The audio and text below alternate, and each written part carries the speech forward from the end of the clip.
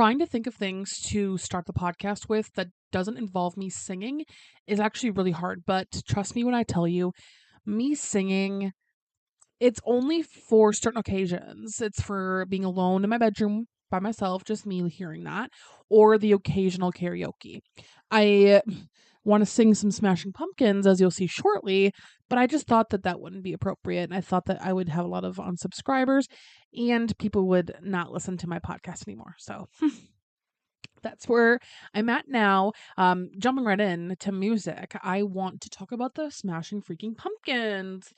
I want to call it this. I wanted to say Smashing Freaking Pumpkins, but I thought that wouldn't make sense because it's the Smashing Pumpkins. As you can see on the screen, what do we have here? Oh, it's a CD. I don't know why I'm talking like that. I was working yesterday and I told myself, because we're not really supposed to shop while we're on the clock, I have to get content on the sales floor of the thrift store, and I walk by the CDs all the time. It takes a lot of power within me to not go through the CDs. So I said to myself, just look at whatever is on the front of the rack. That's like multiple shelves of CDs kind of stacked. I don't know how you would describe it. Anyway, I was like, just look at the front CDs. Don't start digging in. I walk by, I scan from top to bottom. Nothing is catching my eye. It's a lot of old country, nothing super interesting until I get to the bottom shelf with my eyes. Just my eyes, remember that. I see this there. It's a thicker CD. It's a thicker CD case. I said, huh? And then I'm like, huh? The Melancholy and the Infinite Sadness CD? What the hecky?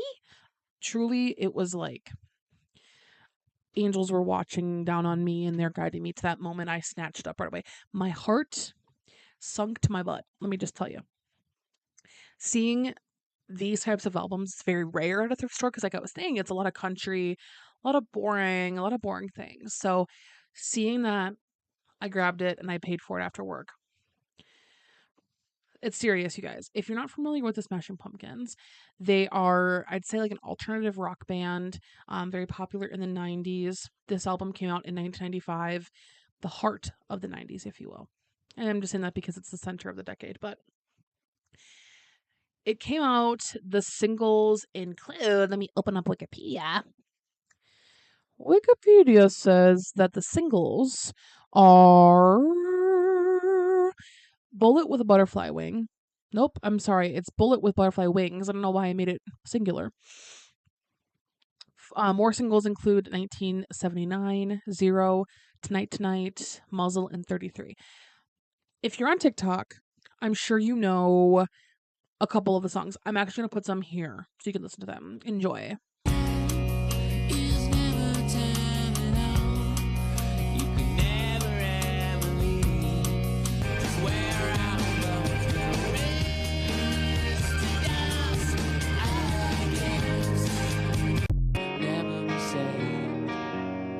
Despite all my rage, I am still just a rat in a...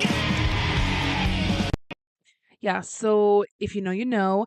I think it's just overall that era of music is my favorite. And I don't know if I've said it on the podcast. I feel like I have. The 90s is a decade of music that I love. Kind of just repeating myself there. It's fine. But I also have a theory that I was born in like the 70s and then I was alive in the 90s, like a young adult, and then I died. I don't know if I could put this on the internet. I have a theory about my life. I was born 9 months after a tragic national event. My birthday is June 11th, 2002. You do the math and you can figure out when I was conceived. Anyway, if you believe in past lives and rebirth, it would kind of add up. So I have this past life theory. That's where I'm at. That's why I love 90s music. I also just really enjoy like alternative rock and a lot of the popular genres of the decade. This album, Melancholy and the Infinite Sadness, I think the music, of course, is phenomenal. Love it. The artwork was what always drew me to consuming this music. The album cover, I'll read about it actually because I have Wikipedia open. The artwork for the album. So the album cover, you can see a woman on the cover, right? She is looking up at the sky and she's coming out of a star. These are two separate classical paintings, one of them being called a souvenir. It's the source of the woman's face on the album cover, and then they morphed one, I don't know what it's called. I don't think it's called Portrait of Saint Catherine of Alexandria. Basically, it's two women figures morphed together into one to create this very iconic, let me tell you, iconic album cover. And I would best describe it as like whimsigoth. If it's a very I think it's a niche like interior design aesthetic. I see it a lot on TikTok. It's like Salem, Massachusetts. It's like um whimsical, gothic. It's all those things mixed together with like celestial accents. On the Wikipedia, it says the artwork and visual designs were conceived by a Wisconsin-based illustrator and a collage artist named John Craig. Thank you, John Craig, for making such an iconic album. And in this CD that I got, it's a double album. It's Dawn to Dusk, and I'm blanking on the other one, Twilight to Starlight. It's two separate, I guess you could say, albums, but it's all under the melancholy and the infinite sadness. One represents the sun, the morning, the daytime, and one represents the moon, the nighttime. I love conceptual albums, and this one is so beautiful and so perfect. And that's all I really want to say about this because I have a lot to say on the other topics. I just love this album. It's so good, and seeing it in the thrift store made me freak out. I actually just put them on my iPod, so now I can listen to it on my iPod. That's a big reason why I've been getting CDs, is so I can transfer the data to my iPod and I can just listen to it the old fashioned way. I'm currently trying to eject my iPod from my Mac so I can see if it worked because it's been giving me a hard time. Let me tell you. Do you think that if it's an old technology that it might be easy because we have all the resources, but things I think have gone so far that it's outdated and sometimes it's hard to work with the old technology items. Scrolling through, need to find, melancholy, and infinite sadness. If it's not here, I'm gonna be, oh, perfect, it's here. So yeah, I had to put it in two separate albums because it's two CDs, and there they are. Perfect. I'm so happy. I'm so happy. Well, speaking of CDs and putting things on my iPod, let's go to the next slide. Here we are. More CDs I bought this week. Monday, I went a little crazy, and on my lunch break, I went and bought some CDs. Because again, it's so easy for me to just walk by the CD rack and look with my eyes. But on my lunch break, I'm like, no, I want to go look for some CDs. I think I'm like addicted to it. I love finding CDs. So the 6 that I bought on Monday include Michelle Branch. Now, I personally feel like she's not like super well known nowadays, but she was doing her thing in the 2000s, like straight up her alt rock kind of breakthrough sound. That was so 2000. She's on a Santana track. A lot of her music, I feel like, is on TikTok. I'm not gonna put an example because that's gonna be so much editing for me. If you're curious, I would definitely recommend going to look if you like alternative rock music. Michelle Branch, great. Below her, the best of Sheryl Crow. I had a lot of the songs in my Apple Music from that particular compilation album. So I saw it and I was like, okay, perfect. And I like getting albums that I don't know every single song to, so I can explore more of what that artist has to offer. So they're like, what are the songs on the album? I'm literally blanking. I don't even know. Let's open up my phone and go look. I like the duality of my iPod and CDs, but also having a streaming service to like look at stuff, if that makes sense. Kind of defeats the purpose of like of having or of having an iPod and listening to music the old-fashioned way. But I think it's just nice to be able to have both. All I want to do, like all I want to do is have some fun. Was I just saying I'm not going to sing on this podcast? All I want to do, soak up the sun. The first cut is the deepest. Um, those are some like of the popular ones. Again, I don't know all of them, but I'm excited to listen to. It's more of like a country album. like a pop country, if that makes sense. So that's that. Continuum by John Mayer. This record, okay, I have Room for Squares, which was, I think, his debut album. And then I think this is his second, but I want to make sure. I'm going to look it up on Apple Music. My Apple Music is going slow. The newest update for iPhone, kind of going crazy. John Mayer.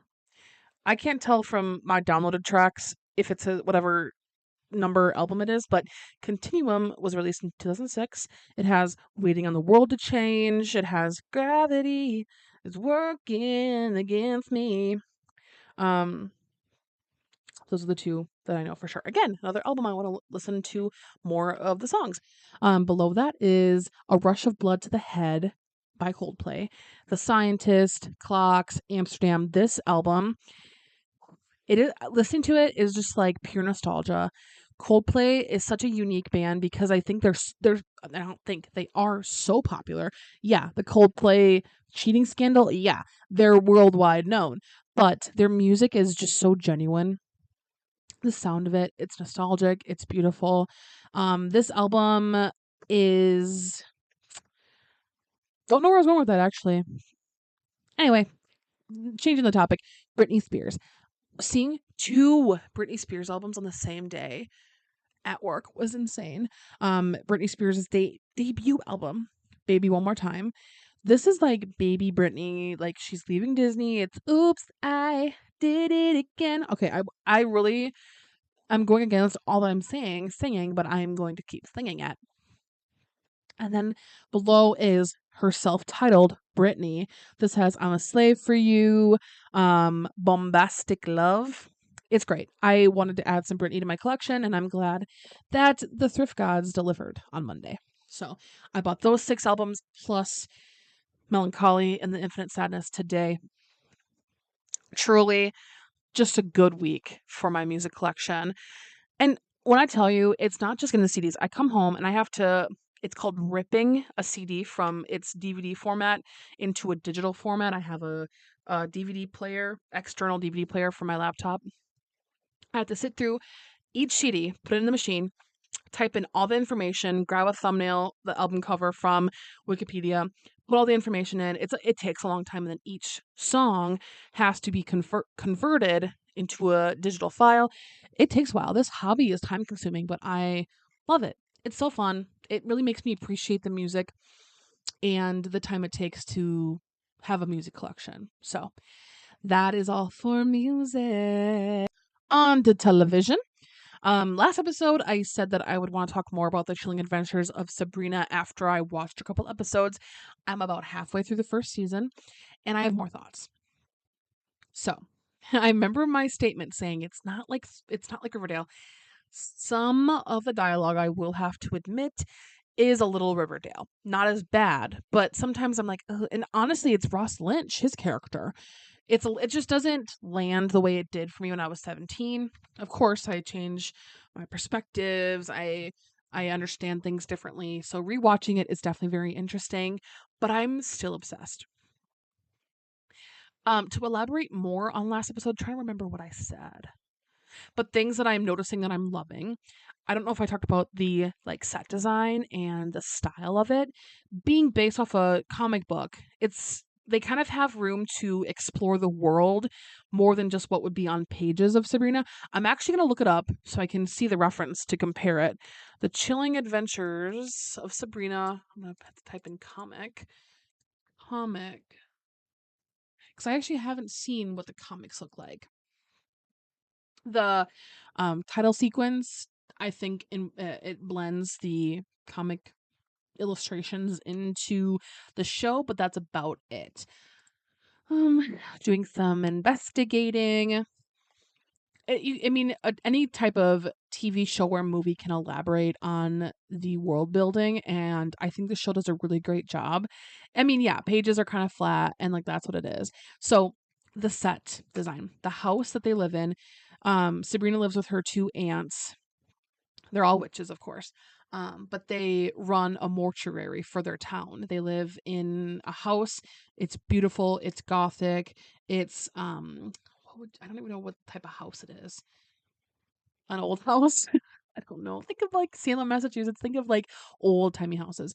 But they run a mortuary business. They have, like, the whole basement that is, set up for the bodies, embalming and stuff, and the upstairs is, like, they have waiting room and all the things. I think even the house can they have funerals there too. So, in this town, they're the family that has dead bodies show up, I guess.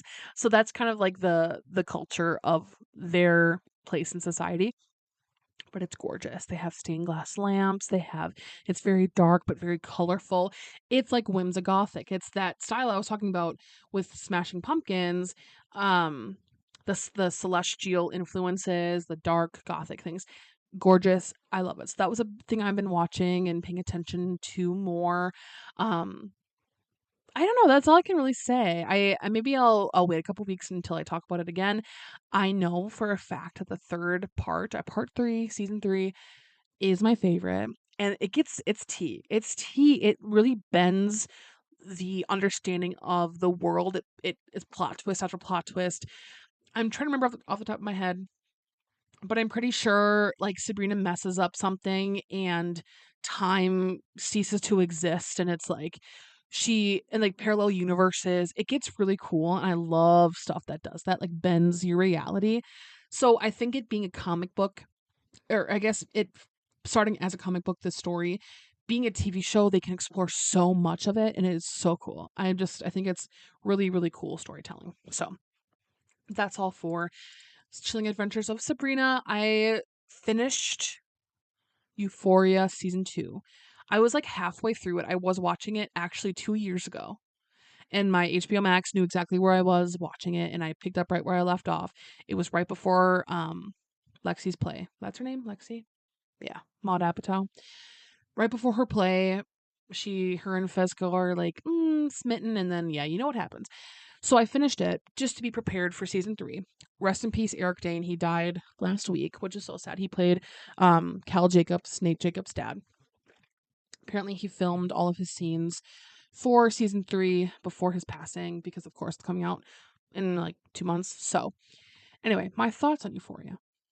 As a concept, it's very interesting. It was kind of a big deal when it first came out. It was like seeing Zendaya, this child actor, in a show where she's a drug addict and she's relapsing. It was a big deal. I think the plot really resonated with people. It was interesting. It was cool. It was edgy. But, sometimes I'm like, okay. I don't know. I watch it from different perspectives. I watch it from the cinematography. It's why I included this like in rainbow order. The cinematography of it, the coloring, what that means for the scenes. Like I'm thinking, I specifically wanted to get that scene of Cassie in the flowers. It looked like a classical painting. It's the bottom right picture. I love the purple. I love the blue. I don't know. Watching it from that perspective as like a filmmaker, it's cool, but it's a heavy show, it's a lot. I remember watching season 2 as it aired 4 years ago. Every single week, it was just like it was the big deal. So, there's some shadiness with the showrunner. I don't know if he's a showrunner or if he's like the director, producer. It's just not great vibes I heard, and sometimes things get a little weird. I don't know. Who knows? I will have more thoughts hopefully when the new season comes out, but I think generally I enjoy watching Euphoria. Um but I'm not like super obsessed with it because I know the background behind it and just the questionable things that happen, but also like the true traumas and the true addictions and the true like things. It's like Shameless. Like Shameless is like a depiction of what it's like to live in like poverty and in the lower class and the things you go through. And this is like showing Rue when she's relapsing and being addicted to drugs, like her family effects.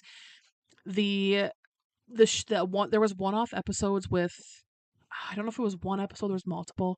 I remember just watching the one with Rue and what was her sponsor's name? Coleman Domingo. That's his name, but like it was a one-off show truly about addiction and going through um what would you call it? Relapse? No. Therapy? Whatever. If you understand, you get it. But I don't know. It's kind of a yin and yang show. Not really sure, but I loved this picture. I included just the colors. Love colorful cinematography. I'm obsessed. So, That's what it has going for itself. On to movies. I have one movie this week. I've been kind of slacking. I've been watching movies, but none of them have been really sticking with me. But I have Beautiful Creatures on DVD. I finally plugged in my DVD player after months of not having it plugged in. And now I can watch movies. I have so many I need to watch. Last weekend, I chose to watch Beautiful Creatures. Now, the best way I can describe this movie for those who are not familiar, it is YA, young adult. It came out in the Hunger Games Twilight. I think it came out between Twilight and Hunger Games, because I'm looking at the poster. It came out Valentine's Day 2013. And Hunger Games, I think, came out. Oh no, Hunger Games was 2012. It was just in that era of movies, book adaptation to movies. Essentially, a very quick summary of this movie. The main character, she's a witch. Okay, she has this tattoo on her hand. It's an ever-changing tattoo, and it's a countdown until her 16th birthday, when she is cursed with the family curse that she will become evil on her 16th birthday. She'll have to go into the dark side. She's a nice girl, but then it's a family curse and she has no choice in it. But then she meets a boy. Yep, she meets a boy and he likes her for her. She's always tormented. People bully her in this southern town. They're like, "My mama said you're a Satan spawn. You should not be in our school." And then she gets pissed and blows the windows in with her magic powers. It blends the southern hospitality. I think it's set in like South Carolina. Um, it blends that lifestyle. It's like modern day. Like it's not like it's set in the future. With like witches, and it's really cool. But the biggest overall plot is based on the Civil War. Now, if you know me, I find the Civil War very fascinating. I always have. I think it's a very interesting era of history to learn about. I was even at the library looking for just like Civil War books. There was one in the kids section, but I'm like, I'm not going to the kids section. I gotta be an adult and look at other books. But I find it very fascinating. So this book blends the modern but also historical. She's a witch, she's cursed, but we find out, flash back to the 1800s. She has an ancestor that saved her love of her life on the battlefield. He got shot in the battlefield in the Civil War, and her ancestor, as this witch, said, "Oh my God, I'm gonna save your life." And he comes back to life. Oh my God, he's back to life. But then the ancestor becomes evil. By saving a mortal's life, herself as a witch becomes evil. And now every woman in the family, up until modern day, with this teenager, I forgot her name, shows how much I know about this movie and how much I love it. Modern day, every woman, no matter who they love, if they fall in love and they're 16 years old, they become evil. So now she's in a predicament. She has a countdown on her hand. She has a spiritual connection with this boy somehow. It's really weird. Her family does not like it. Whatever. I don't want to spoil it, actually. You'll have to watch it for yourself if you're interested. Spooky witch, Southern Civil War era style theme. I couldn't think of a word. That was a really roundabout way of saying I love this movie. I watched it as an 11-year-old for the first time, and it was such a one-off movie. It wasn't never as big as Twilight or Hunger Games, but it was just so beautiful. I loved the nature. And there it's set in like, yeah, the South. It has like the weeping willows, it has the green grass, the rain. It's one of those movies that when you watch as a kid, it's not culturally impactful, but it was very impactful for you. And that was this book or movie. I read the book in high school, only the first book, and the libraries in my county do have the book series. So that might be something that I dabble in the future. I just love the witchiness of it. I love the witchiness, the Civil Warness of it. I love like the historical ties to it and how it's so important to the plot and how it all intertwines. So I hope that made sense to you guys. And if it didn't, I'm really sorry. But if you were interested at all, I would definitely recommend watching it. And if you want to borrow my DVD, let me know. I will let you borrow it. So I'll find out a way to make everyone I'll find a way to let everyone watch this movie. Anyway, that's all for movies. I watched a couple more. Nothing really stood out to me. And that brings us to the end, the upcoming. I added one more movie to this slide, Love Boosters. Kiki Palmer, Will Poulter. If you were interested and you are curious about this movie, look at the trailer. I only watched it once, but I immediately put it in my watch later or my to be watched or whatever it is on Letterboxd. It's colorful. It's saturated. It's like a crime movie, stealing heist. I don't really know. I don't care. I'm watching it. So put that on there. Robin's album, Muna's album, Harry's album comes out next week. Harry Styles. Yeah. So that's just what I'm looking forward to. And that's all for today. Thanks as always. Enjoy your weekend, enjoy your life, and that's all I have to say. And I'm sorry for singing if that was like cringe. I really do apologize. I'm probably going to cringe when I'm editing. But you know what? Life's all about cringing. And if you don't cringe, are you even living? Think about it.